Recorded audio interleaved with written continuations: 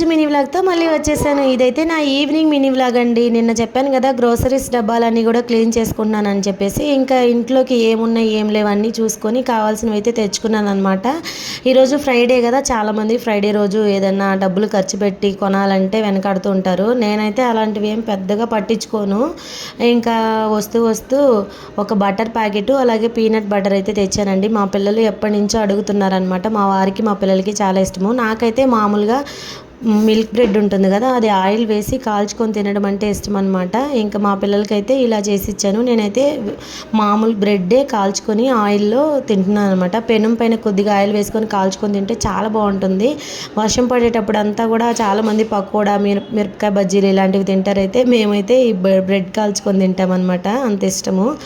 ఇంకా సరుకులన్నీ కూడా సర్దుకోవాలని చెప్పేసి పక్కన పెట్టేసి తీరిగ్గా బ్రెడ్ అయితే తింటూ ఉన్నాను. మీరైతే వీడియోని లైక్ చేసి ఛానల్ని సబ్స్క్రైబ్ చేయండి ఫ్రెండ్స్.